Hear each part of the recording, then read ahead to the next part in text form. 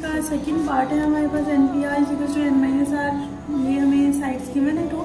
Take मैंने किया right hand side n-1 PR plus r n-1 PR -1। यहाँ पे मैंने क्या किया, फॉर्मूला ओपन किया n-1 का factorial divided by n-1 r का होल फैक्टोरियल। r ऐसे ही यहाँ पे भी वैसे ही फॉर्मूला n-1 का फैक्टोरियल n-1 माइनस और फिर ब्रैकेट में r-1 इन दोनों का होल फैक्टोरियल।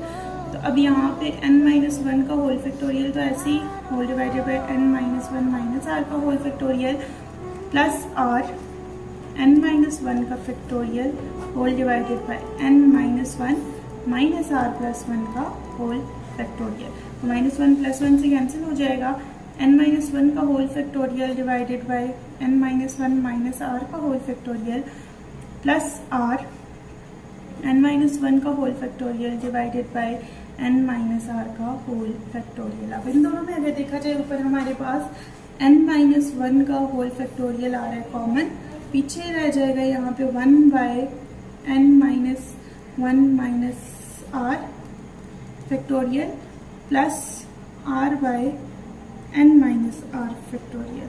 अब ये n-r का फैक्टोरियल और ये भी n-r का ही फैक्टोरियल है, पर उससे अगली एक टर्म ओपन हुई है -1। तो ऐसे इस फैक्टोरियल को मैं ओपन कर लेती हूँ। ये ऐसी 1 बाय इसको आप अरेंज करके लिख सकते हैं n-r-1 का फैक्टोरियल प्लस यहाँ पे अब आप देखें तो n-r है ना, तो पहला n-r ऐसे ही, उससे नेक्स्ट टर्म क्या आ जाएगी n-r-1 का फैक्टोरियल। फैक्टोरियल में हम नेक्स्ट टर्म ओपन करते हैं ना, तो यहाँ पे वैसे ही किया।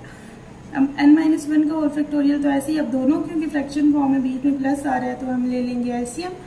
एलसीएम आ जाएगा n-r-1 का फैक्टोरियल। तो यहाँ पे ऊपर रह जाएगा n-r और इधर क्या रह जाएगा प्लस r।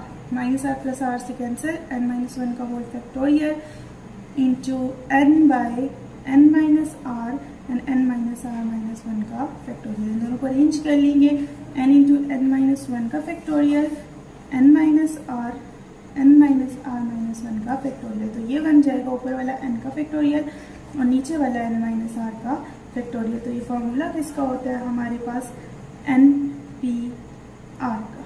तो यहाँ पे हमारा क्वेश्चन प्रूव हो जाएगा।